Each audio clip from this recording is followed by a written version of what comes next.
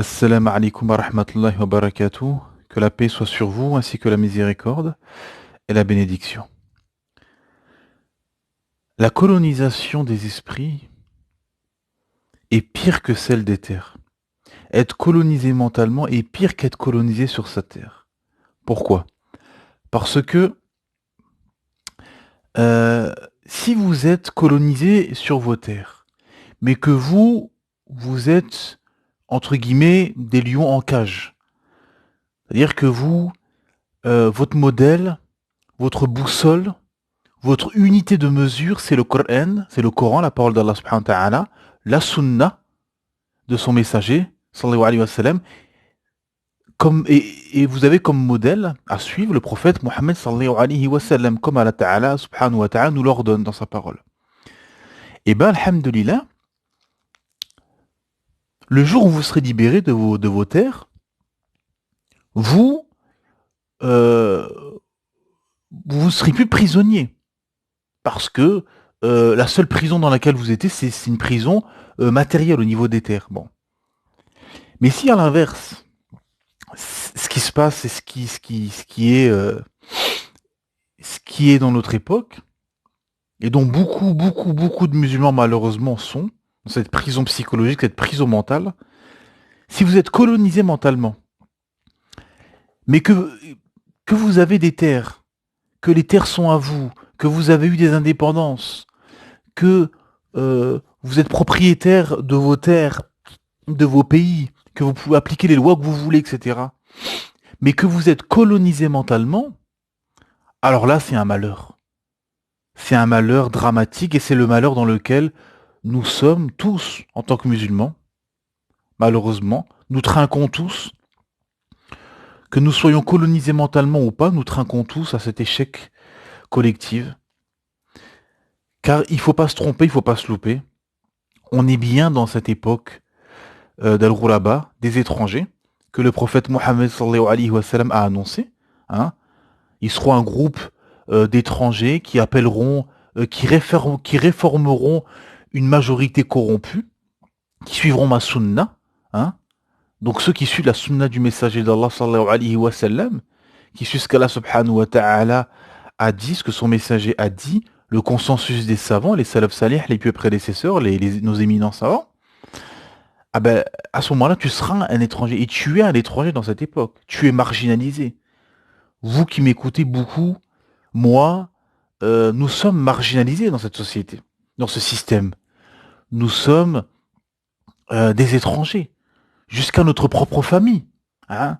Donc j'avais tweeté il n'y a pas longtemps, il faut accepter d'être combattu, il faut assumer plutôt d'être combattu par ce système satanique, anti-islam, anti-divin, qui fait tout pour combattre la fitra, la sainte nature de chacun, hein, qui fait tout via le féminisme d'enlever justement la féminité de la femme, hein, parce que c'est ça, je mets une parenthèse sur ça, sur le féminisme. Hein. Le féminisme, justement, c'est de tuer la féminité de l'homme, de la femme, pardon, que les femmes deviennent des hommes bis finalement. Parce que la femme, parce qu'il n'y a pas une troisième voie. C'est ou t'es une femme ou t'es un homme. Ou t'es une femme avec la féminité et tout ce qui incombe et toute la prédisposition qui caractérise la femme, ou tu es un homme et tout ce qui incombe à l'homme et toute la prédisposition qu'incombe à l'homme. Bon. Et quand la femme, justement, renie cette féminité, de rester à la maison, de faire des enfants, d'allaiter, d'être sous l'autorité d'un homme, etc., bah, elle veut faire quoi? Elle veut prendre la place de l'homme.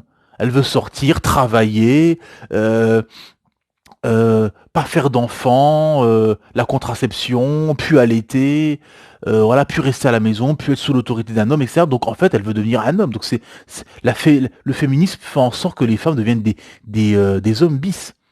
Donc ça n'a aucun sens. Plus le fait d'autoriser le mariage entre eux et de banaliser le mariage entre deux hommes ou deux femmes, le fait d'aider des jeunes filles ou des jeunes garçons, même des enfants, à changer de sexe, euh, ainsi de suite. Donc en fait, on est dans un système satanique qui fait tout, qui va à l'encontre de la fitra, de la sainte nature dont nous sommes pourvus. Bon. Donc assumer dans un premier temps d'être combattu par le système satanique, hein, et accepter d'être marginalisé et d'être des étrangers parmi les tiens, dans ta propre nation, dans ta propre tribu, dans ta propre famille. Parce que tu suis ce qu'Allah Ta'ala a révélé, tout simplement. Et, euh, et la masse des gens, la masse des musulmans, justement, sont dans cet état de colonisation mentale, malheureusement. Hein. Beaucoup sont colonisés mentalement, font tout pour ressembler aux colons, font tout pour ressembler à autres. Parce que, vous savez, c'est simple. Il y a pas de secret. Voilà. Il n'y a pas de secret.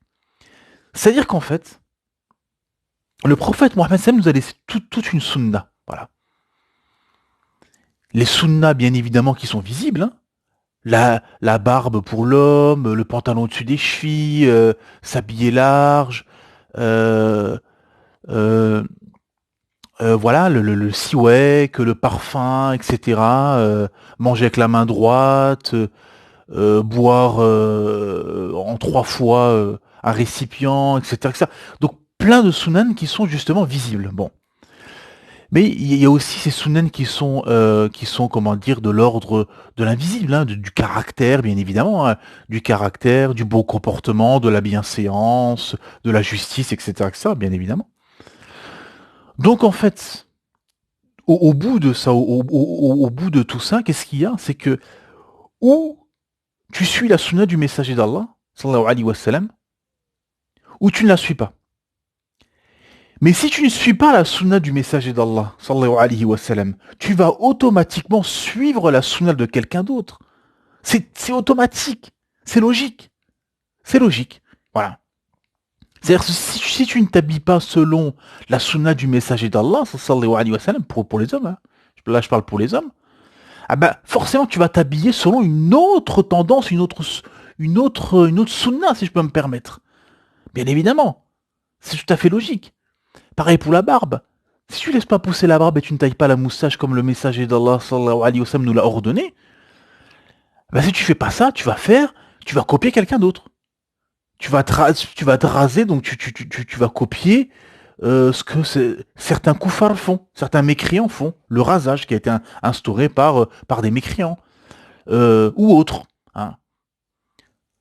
Donc ça veut dire qu'en fait, il y a la sunna du messager d'Allah, sallallahu alayhi wa sallam, qui est multiple, il y en a plein. Hein. Je prends la barbe comme exemple, hein, pour simplifier, pour donner un visu. Euh, mais si tu ne fais pas tout ça, que ce soit des sunnahs qui sont, comment dire, matériels, qui sont visibles, ou bien qui sont invisibles, hein. C'est-à-dire prier la nuit, faire qiyam al-lil, jeûner lundi et jeudi, le bon comportement avec ses épouses, avec les gens, la bienséance, le respect des enfants, la justice face à ses ennemis, etc., etc. Bon. Euh, Tu vas prendre automatiquement, que tu veux ou que tu veux pas, tu vas prendre la sunna de quelqu'un d'autre. Ah ben là, c'est pareil. Ça veut dire qu'en fait, euh, beaucoup de musulmans, même s'ils se disent musulmans, hein, ils se disent croyants, voilà, je crois en Allah, etc., je fais mes prières, etc., ah ben malheureusement, il est colonisé mentalement. Toute sa vie, en fait, elle est calquée sur le colon. C'est une réalité. Regardez les pays au Maghreb, en Afrique, bah, beaucoup suivent, font tout pour copier le colon, font tout pour copier les Occidentaux, malheureusement. Hein? Comment il fait ses prières, même pas du musulman qui fait sa prière, il prie, etc. Mais après, comment il va réfléchir? Comment il va penser? Et même en France, hein, même en France, en Europe, hein, beaucoup de musulmans sont comme ça.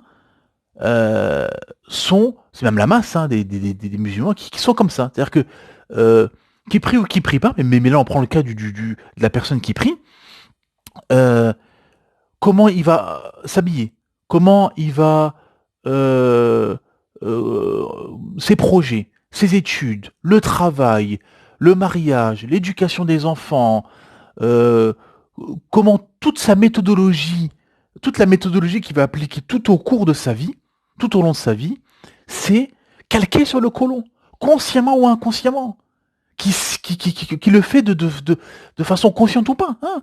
Parce que vous avez beaucoup, par exemple, c'est ça qui est intéressant, c'est que vous avez, euh, vous savez, souvent quand le système médiatique, par exemple, veut critiquer un pays musulman, l'Iran, la Tunisie, comment ça s'appelle le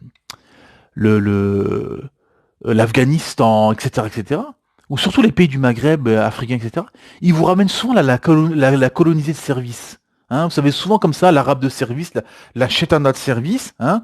Pardon, ils vont critiquer la Tunisie, mais ils vont travailler une Tunisienne, une philosophe sorcière, une obscure philosophe sorcière tunisienne, etc., qui débarque comme ça, toute maquillée, toute colonisée, jupe, etc., et qui vient avec son accent du bled en disant oui, il faut la démocratie dans notre pays, bah voilà, hop. Ils lui disent, bon, c'est bien, dis ça, dis ça, dis ça. Les colons sont contents, ils ont eu ce qu'ils voulaient, voilà. Bah, regardez, même des gens de chez vous veulent un système, etc. En fait, c'est juste des gens, c'est juste des pions et des traîtres, hein. Ce sont des traîtres qui sont utilisés, ils sont humiliés, hein. C'est des gens qui sont humiliés, hein. Tous les gens là, pareil, tous les pseudo-imams comme Goumi ou je ne sais quoi, ou toutes les gens, tous les gens qui ramenaient, là, les Zineb, El Razui, etc., etc. Tous ces gens-là, tous ces maghrébins, ces arabos maghrébins, etc. Bah, qui ramènent, en fait, c'est juste des gens qui s'humilient, en fait. Ils s'humilient et le système les humilie et ils les mettent en avant dans les médias justement pour combattre et pour être des alibis, en fait. Hein. Ce sont juste des alibis pour dire, ah bah regardez, même des gens de chez vous viennent pour dire que il faut nous suivre, etc. Non, c'est juste des pions, c'est juste des traîtres et des pions que vous avez placés là euh, pour tout simplement euh, euh, euh, critiquer la vérité. Critiquer l'islam et critiquer les pays musulmans. Bon. Et vous avez ces colonisés de service, souvent, qu'est-ce qu'ils disent? Ils disent oui, la tradition, par exemple en Algérie, la tradition en Tunisie ou au Maroc, etc., c'est les jeans pour les femmes, hein, c'est pas le voile, hein, ça c'est venu après, hein, c'est venu avant. Bon. En fait, c'est-à-dire que ils sont tellement colonisés mentalement qu'ils n'ont pas capté que si aujourd'hui ou si il y a 10 ou 15 ou 20 ans quand ils étaient au bled, certaines femmes portaient des jupes ou je ne sais quoi, etc. C'est justement un héritage colonial. C'est juste parce que le colon est passé par là. Mais dans toute l'histoire euh, du Maghreb, de l'Afrique, etc., ou au moins, ou au moins à partir du khalifa islamique jusqu'à aujourd'hui, excusez-moi, toutes les femmes étaient voilées à la maison. Voilà. Si toi, t'as vu quelques femmes en jeans serrés dans les années 90-2000, c'est juste un héritage colonial et c'est juste parce que les colons sont passés par là, uniquement, voilà. Mais je prends cet exemple pour dire et pour montrer euh, que ces gens-là que parfois vous avez des gens qui sont tellement colonisés mentalement qu'en fait ils vont dire des absurdités, des choses qui n'ont aucun sens et qui sont faux en plus de face, qui sont au niveau historique, qui sont fausses. Ce sont des choses qui sont fausses au niveau historique. Bon. Et, euh, et par exemple, en ce moment, bah, voilà, depuis quelques semaines, quelques mois, voilà, il y a une fitna, il y a un peu une tension entre Marocains, entre Algériens, sur Twitter, hein, par rapport au Sahara occidental, etc. Euh, Moi, j'avais tweeté de mémoire. J'avais mis un tweet parce que, bon, pareil, ils sont là en train de se chamailler, etc., pour un bout de désert, hein. Et en fait, ce qu'il faut comprendre, c'est que tous ces États musulmans, en fait, ce sont juste des carcasses du khalifa. Le khalifa s'est écroulé, il y a eu la colonisation qui est venue, et le colon, en fait, a tracé au crayon les frontières actuelles des pays musulmans et a instauré tout ce folklore, hein, les drapeaux avec des étoiles, des croissants lunaires, les drapeaux, toutes ces couleurs, tout ce folklore, hein, clownesque, hein, avec ces noms de pays, etc.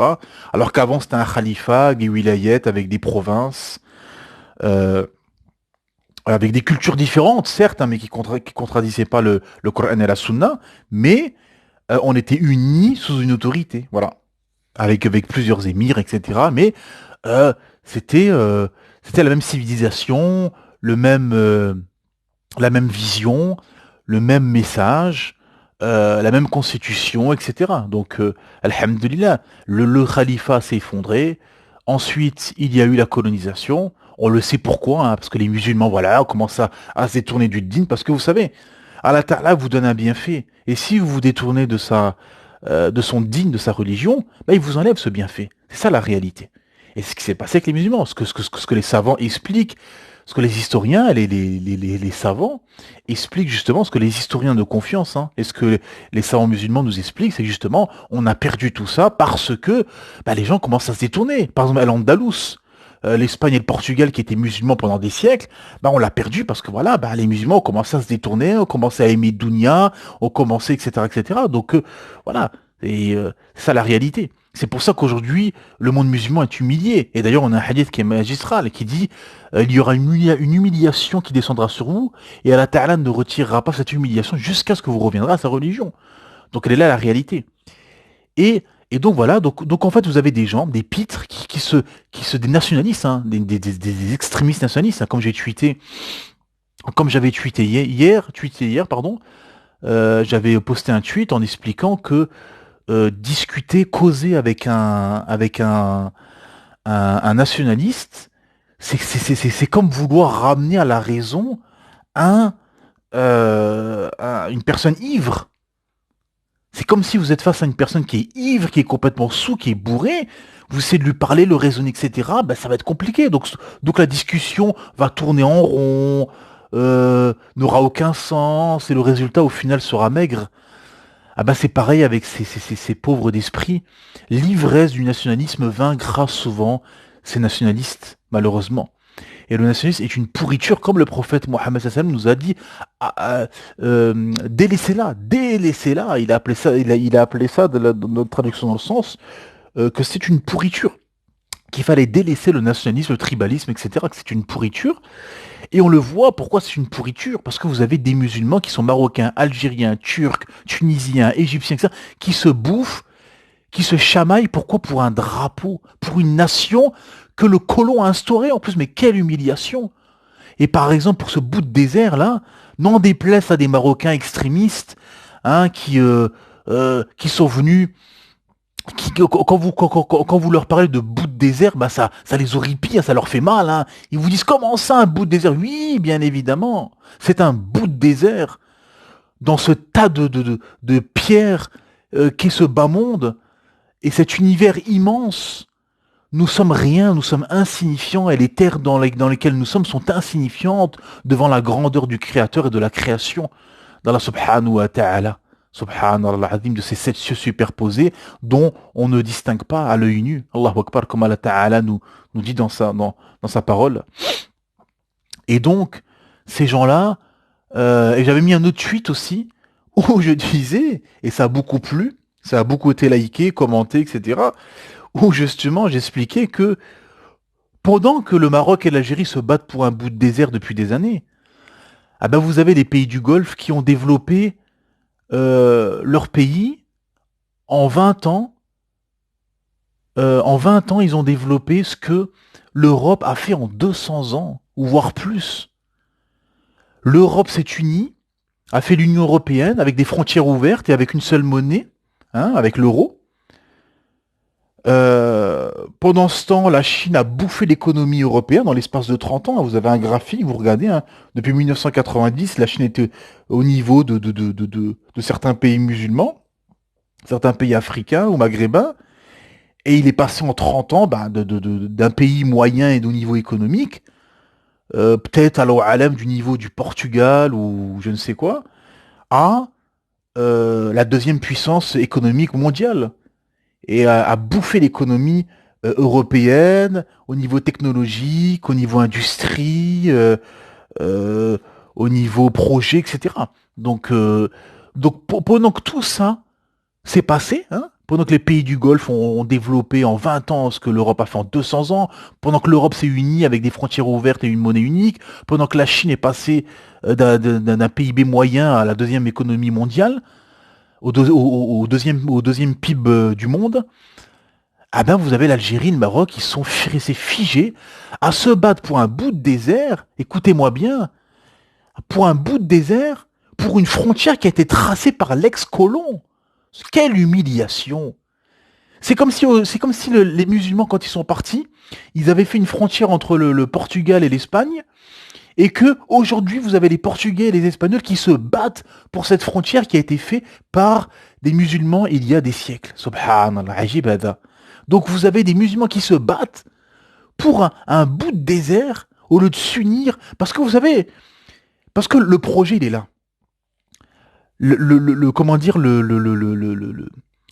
but et le projet des musulmans, c'est d'enlever premièrement ces frontières abjectes, d'enlever ces frontières qui ont été faites par le colon, s'unir, appliquer la loi d'Allah subhanahu wa ta'ala, s'unir sous une seule bannière, la bannière de La ilaha illallah Muhammad al-Rasulullah, la bannière du tawhid, de l'unification divine, appliquer la loi du Créateur subhanahu wa ta'ala, la sharia d'Allah subhanahu wa ta'ala, et d'enlever ces frontières abjectes et de s'unir tous ensemble et de restaurer un khalifa. Voilà, c'est ça l'objectif et le but des musulmans. Pas autre chose. Il n'y aura pas d'autre solution. Tant que ce que je viens de vous dire ne s'appliquera pas, ne se fera pas, rien ne changera, rien. Vous pouvez débattre pendant 20 ans, 30 ans, 40 ans, 50 ans, rien ne changera. Voilà, vous serez toujours des États colonisés. Ces États seront toujours des États colonisés, nationalistes, des États-nations à l'occidental, voilà, humiliés, écrasés, sans projet. Parce que le seul projet qui est viable, c'est le projet, euh, c'est le projet du Créateur. Et de pas être comme ça, des colonisés à vouloir copier le colon et calquer son État, ses lois ou ou comment dire son éducation, etc., l'éducation de son peuple, et le projet de manière générale de son pays, calqué sur le colon. Ça marche pas. C'est, euh, C'est-à-dire qu'en fait, tu deviens une pâle copie. Beaucoup de pays au Maghreb, en Afrique, sont des pâles copies.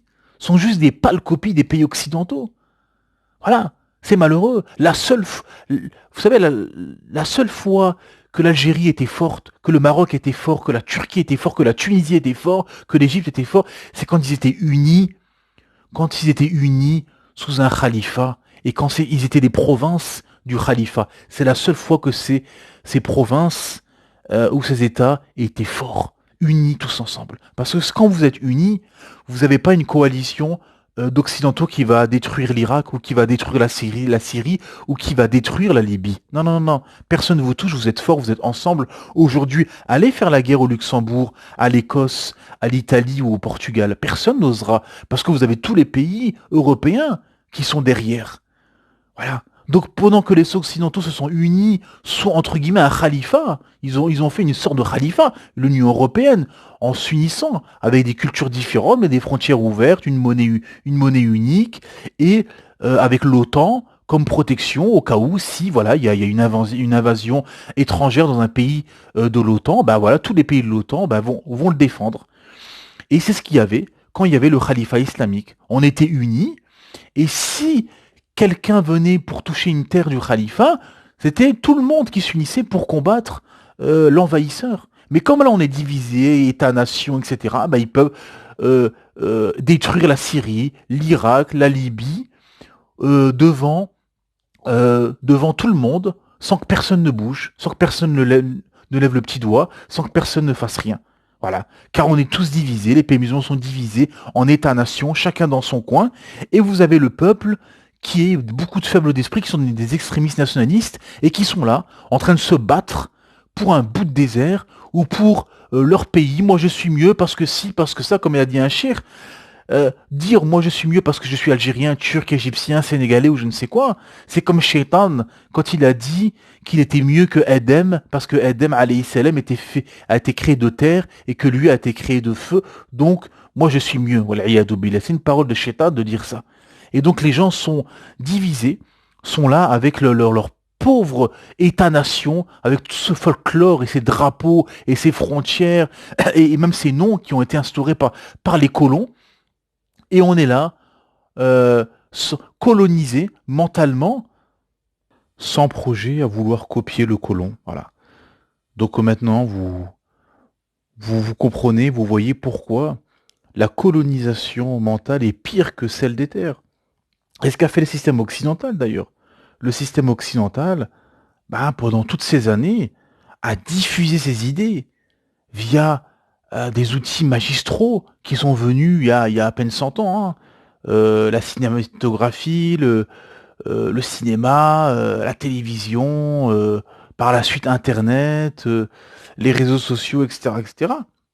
Donc des outils qui permettent de diffuser justement son modèle.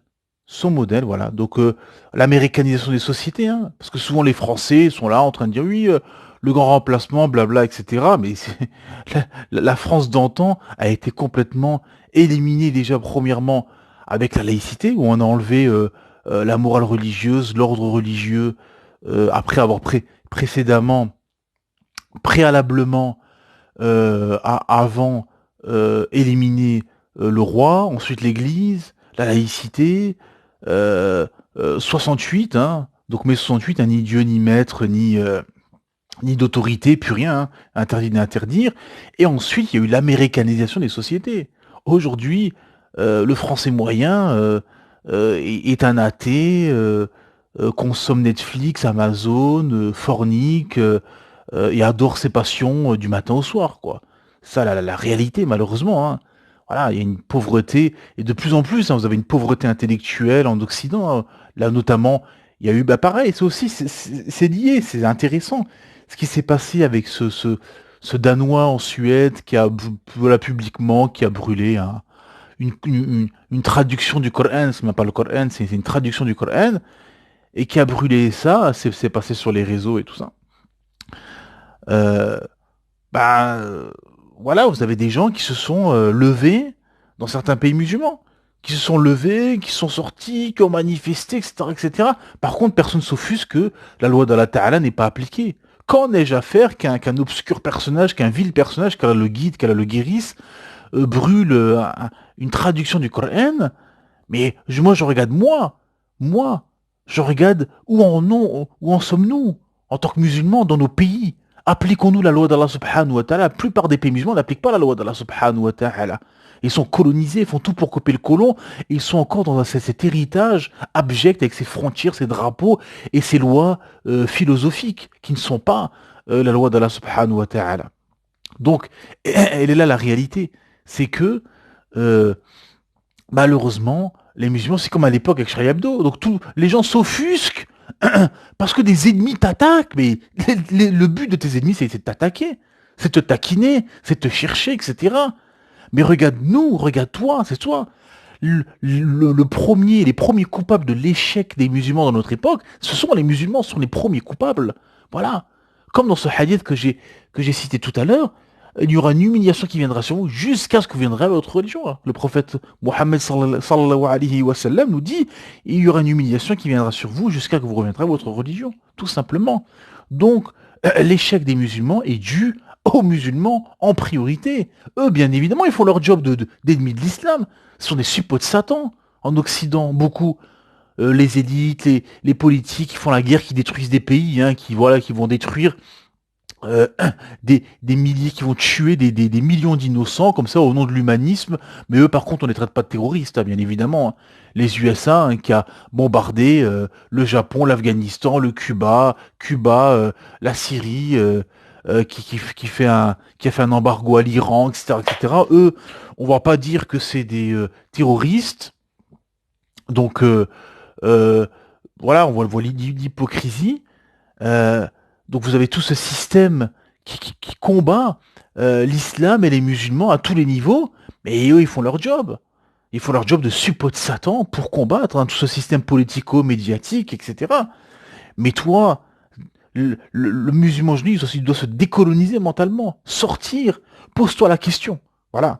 pour finir, et c'est ça que chaque musulman doit faire comme démarche, c'est de se poser la question et se dire, mais tout ce que je fais du matin au soir, est-ce que je le fais selon le Coran et la Sunna, ou je le fais selon le modèle occidental? C'est ça la réalité. Comment je mange, l'éducation de mes enfants, euh, mon choix d'habitat, où j'habite justement. J'habite chez l'ex-colon, ou bien en terre d'islam. Voilà, pareil, c'est cette hijra à faire, Inch'Allah, en tant que musulmans qui habitons en terre de mécréance, d'aller justement dans cette terre d'islam pour aider au développement et à s'unir et à retrouver un khalifa uni, Inch'Allah, bi'idhnillah. Et, euh, et c'est ça la question à se poser. Qu'est-ce que je fais? Mon modèle, c'est quoi? C'est le Coran, la Sunna. Le modèle que je dois prendre, c'est le prophète Mohammed sallam, ou bien je prends un autre modèle. C'est ça la question profonde que chaque musulman doit se poser et se décoloniser mentalement et sortir de cette prison coloniale mentale et de se libérer justement et de suivre la révélation du Créateur Allah subhanahu wa ta'ala, en espérant que ceci soit profitable. سبحانك اللهم وبحمدك أشهد أن لا إله إلا أنت أستغفرك وأتوب إليك